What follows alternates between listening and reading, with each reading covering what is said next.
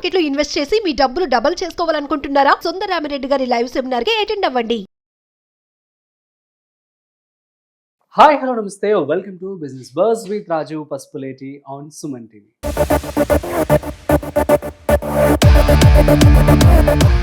So ఇవాళ మన special topic ఏంటి అంటే సేల్స్. ఒక కంపెనీకి సంబంధించి కావచ్చు, ఒక బిజినెస్కి, ఏదైనా బ్రాండ్కి ఇంపార్టెంట్ ఏంటి?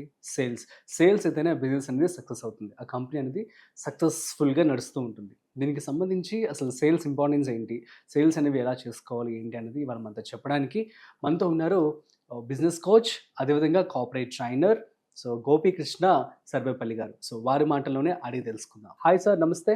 నమస్తే సార్, యాక్చువల్లీ సేల్స్ పిచ్ కావచ్చు, సేల్స్ అనేది ఒక కంపెనీకి ఎంత ఇంపార్టెంట్, అదేవిధంగా అసలు ఎలా చేయాలి ఏంటి? ఏ కంపెనీకైనా సేల్స్ అనేది హార్ట్. సేల్స్ లేకుండా రెవెన్యూ రాదు. రెవెన్యూ లేకపోతే కంపెనీ ఎలా సర్వైవ్ అవుతుంది? సేల్స్ చాలా ఇంపార్టెంట్. మార్కెటింగ్ లో సేల్స్ అనేది ఒక భాగం, కానీ సర్వీస్ సేల్స్ లో కానీ ప్రొడక్ట్ సేల్స్ లో ఉన్నప్పుడు మనం లక్ అనే యాక్రోనిమ్ మనం ఫాలో అవ్వాలి. లక్ అనే యాక్రోనిమ్. లక్ అంటే లిస్ట్ యువర్ ప్రాస్పెక్ట్స్. ఇప్పుడు నేను ఒక కంపెనీలో, ఒక FMCD కంపెనీలో జాయిన్ అయ్యాను సేల్స్ ఆఫీసర్గా. నా ప్రైమరీ జాబ్ డిస్ట్రిబ్యూటర్ని రిక్రూట్ చేయాలి. డిస్ట్రిబ్యూటర్ని రిక్రూట్ చేయడం అంటే ఈజీగా రిక్రూట్ చేయడం కాదు, కండిషన్స్ ఉంటాయి. వాళ్ళ 2 lakhs, ఇది 2000 స్టోరీ, వాళ్ళకి 2 lakhs డిపాజిట్ చేయాలి. 2000లోనే 2 lakhs డిస్ట్రిబ్యూట్ చేయాలి. తర్వాత డిపాజిట్ చేయాలి 2 lakhs. తర్వాత స్పేస్ చూపించాలి, వస్తువులు మెటీరియల్స్ పెట్టుకోవడానికి. తర్వాత వాళ్ళు వెంటనే సర్వీస్ చేయడానికి బాయ్స్ ఉండాలి, డెలివరీ బాయ్స్ ఉండాలి, చిన్న ఆటో ఉండాలి. అట్లా అన్ని కండిషన్స్ ఉంటాయి. It's not easy to work కదా. అప్పుడు నేను లిస్ట్ అవుట్ చేసుకున్నాను, ఎవరెవరిని కలిస్తే నాకు ఆ 2 lakhs పెట్టగలరు. ఇక్కడ డిస్ట్రిబ్యూటర్ని రిక్రూట్ చేయడం గొప్ప విషయం కాదు. ఆ డిస్ట్రిబ్యూటర్ చేత మంత్ మన సేల్స్ జనరేట్ చేయించడం చాలా ఇంపార్టెంట్. కంపెనీ ఎంత రెస్పాన్సిబిలిటీ తీసుకుంటుంది అంటే సేల్స్ కోసం, అంతే రెస్పాన్సిబిలిటీ డిస్ట్రిబ్యూటర్ కూడా తీసుకోగలగాలి. దట్ ఈస్ ఫ్రాంచైజీ బిజినెస్ అయినా డిస్ట్రిబ్యూటర్ మోడల్ అయినా అలాగే ఉంటుంది. సో లిస్ట్ అవుట్ చేసుకోవాలి, ఏ ప్లేస్లో ఎవరెవరిని మనం కలిస్తే మనకు ఆ డిస్ట్రిబ్యూటర్ మనం చేయగలమని. అంటే ప్రాస్పెక్టింగ్ చేసుకోలేనప్పుడు నాకు ఎక్కడి నుంచి వస్తారు? డైరెక్ట్గా వెళ్ళి ప్రతి డోరు కొడితే ఎన్ని సంవత్సరాలు పడుతుందో తెలియదు కదా. సో మనం ఆ విధంగా లిస్ట్ అవుట్ చేసుకోగలగాలి. ఎవరిని మన డిస్ట్రిబ్యూటర్గా తీసుకుంటే మన కంపెనీకి అతను ఉపయోగపడతాడు అనేది ఇంపార్టెంట్. అట్లాగే మనం ఇప్పుడు లైఫ్ ఇన్సూరెన్స్ ఇండస్ట్రీలో పాలసీలు అమ్మాలన్నా, రియల్ ఎస్టేట్లో ప్లాట్స్ కానీ విల్లాస్ అపార్ట్మెంట్ ప్లాట్లు అమ్మాలన్నా, మనం ఒక ఫ్రీలాన్సర్గా జాయిన్ అయినప్పుడు ఫస్ట్ మనం లిస్ట్ అవుట్ చేసుకోగలగాలి. ఎవరు మనల్ని కొనగలరు ఈ బడ్జెట్లో? 30 lakhs అవ్వచ్చు, 1 crore అవ్వచ్చు, 3 crores అవ్వచ్చు. ఆ లిస్ట్ అవుట్ చేసుకున్న తర్వాత వాళ్ళు అప్రోచ్ కాగలగలము. అప్రోచ్ అయ్యి, నేను పలానా కంపెనీకి అసోసియేట్ అయి ఉన్నాను, నేను మా దగ్గర ఇలాంటి ప్రొడక్ట్స్ ఉన్నాయి అని చెప్పగలగాలి. ఫస్ట్ లిస్ట్ అవుట్ చేసుకోగలగాలి. 2 అప్రోచ్ కాగలగాలి. 2 యూ అంటే అండర్స్టాండ్ దేర్ నీడ్స్. ప్రతి ఒక్కరికి వాళ్ళ అవసరాలు ఉంటాయి. అవసరాలని బట్టి మనం సేల్ చేయాలి, కానీ మనకేదో అవసరం మనం ఏదో కొంచెం ఇన్సెంటివ్ వస్తుందనో దూరంలో మనం సేల్ చేయకూడదు. ఎందుకంటే ఆ సేల్ వస్తుంది టెంపరీగా, పర్మనెంట్గా కస్టమర్ కోల్పోతాం. ఫర్ ఎగ్జాంపుల్, ఒక మహబూబ్ నగర్లో ఒక టీచర్, గవర్నమెంట్ టీచర్ జాబ్ చేస్తున్నారు. ఆయనకు ఒక ప్లాట్ కావాలి అనుకోండి. ఓకే, మన కంపెనీ ప్రొడక్ట్ ఏమో భువనగిరి వైపు ఉంది. సో అతని నీడ్ ఎక్కడ ఉంది? షాద్ నగర్ వైపు ఉంది ఎగ్జాంపుల్. సో మనం ఏం చేయాలి? అతని నీడ్ని అర్థం చేసుకొని ఆ షాద్ నగర్ వైపు ఉన్న ప్లాటింగ్ కంపెనీలో ఐడెంటిఫై చేసి సేల్ చేయగలిగితే మనకు అతనితో లాంగ్ రిలేషన్ ఉంటుంది. సో మనకు లేదు కదా అని మనం రాంగ్ సెల్లింగ్ చేయకూడదు. అట్లాగే ఇన్సూరెన్స్ కంపెనీలో నేను 14 years వర్క్ చేశాను, బిగ్ కంపెనీస్లో. ఐ డి 26 crores ప్రీమియం చేశాను, 4 MDRTలు క్రియేట్ చేశాను, ప్రెస్టీజియస్ 150+ కాన్ఫరెన్స్ క్వాలిఫైర్ని క్రియేట్ చేశాను. బట్ నేను ఎప్పుడు చెప్పేది ఏంటి అంటే, కస్టమర్ని బట్టి ప్రొడక్ట్ మీరు సేల్ చేయండి. కొంతమందికి టర్మ్ ప్లాన్ కావాలి, కొంతమందికి పెన్షన్ ప్లాన్ కావాలి, కొంతమందికి చైల్డ్ ప్లాన్ కావాలి, కొంతమంది సేవింగ్స్ ప్లాన్ కావాలి, కొంతమంది ఎండోమెంట్ ప్లాన్ కావాలి, కొంతమంది హోల్ లైఫ్ ఎండోమెంట్ కావాలి. కస్టమర్ని అర్థం చేసుకొని దానికి తగ్గట్టుగా మనం ప్రొడక్ట్ని సేల్ చేయగలిగితే ఆ కస్టమరు 100 customers మనకు డిఫరెంట్గా ఇస్తాడు. దానికి ఫ్యాక్ట్ ఫైండింగ్ అంటాం. అండర్స్టాండింగ్ అంటే అతని వయసు ఎంత, ఫ్యాక్ట్ ఫైండింగ్ అంటాం.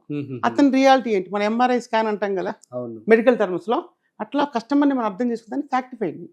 అతని వయసు ఎంత, అతని సంపాదన ఎంత, అతని ఫ్యూచర్ గోల్స్ ఏంటి, మెడికల్ ఎమర్జెన్సీ ఏంటి, డిపెండెంట్స్ ఎవరున్నారు, ఇవన్నిటిని మనం ఒక పరిగణలోకి తీసుకొని మనము ఆ ప్రొడక్ట్ని పిచ్ చేయాలి. అప్పుడు మనకు రియల్ సేల్ వస్తుంది.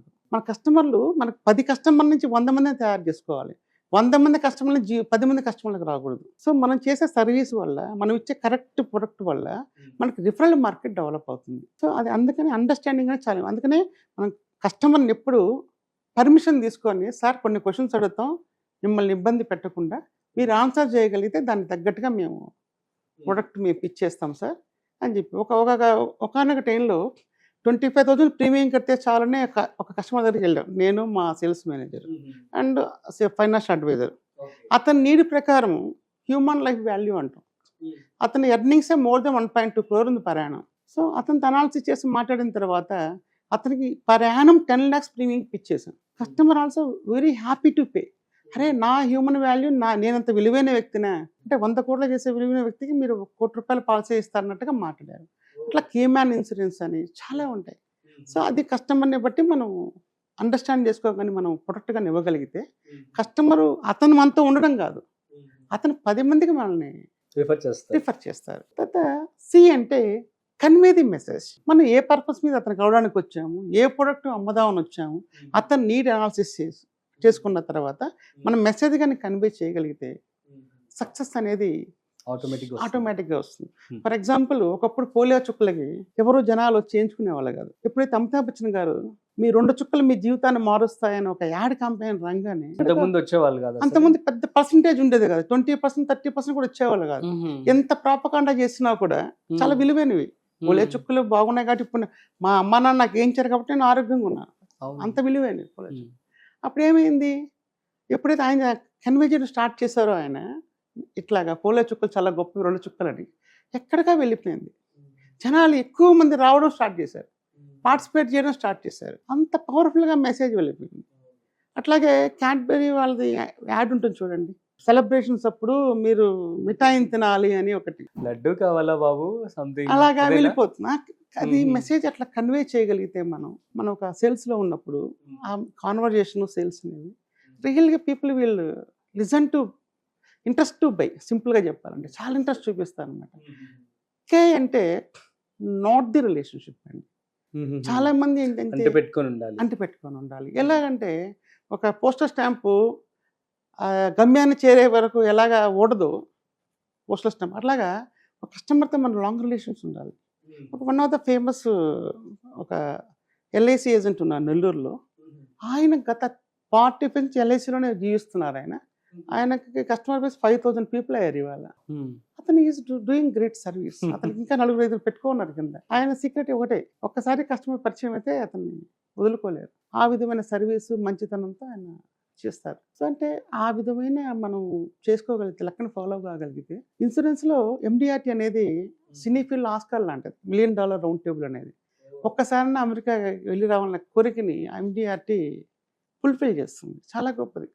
దానికి నేను చెప్పేది MDRT కావాలంటే సింపుల్, లక్ష్యం పెట్టుకోకుండా ఒక మంచి ఉద్దేశం, 100 ఫ్యామిలీని నేను ప్రొటెక్ట్ చేయాలి అనుకుంటే MDRT ఇవ్వదు, అది ఉండాలి. అంతేగాని నేను ఇంత పాలన చేస్తే ఎంత కమిషన్ వస్తుంది నాకు అనే ఆలోచన ఉండకూడదు. నేను 100 ఫ్యామిలీని ప్రొటెక్ట్ చేయాలి అని అనుకుంటే మనం MDRT ఆటోమేటిక్గా అయిపోతుంది. అట్లాగే రియల్ ఎస్టేట్లో మనం బాగా డబ్బులు సంపాదించాలంటే నేను ఒక 50 మెంబర్స్కి మంచి ఇన్వెస్ట్మెంట్ ప్రొవైడ్ చేయగలగాలనుకుంటే అతను సక్సెస్ అవుతాడు.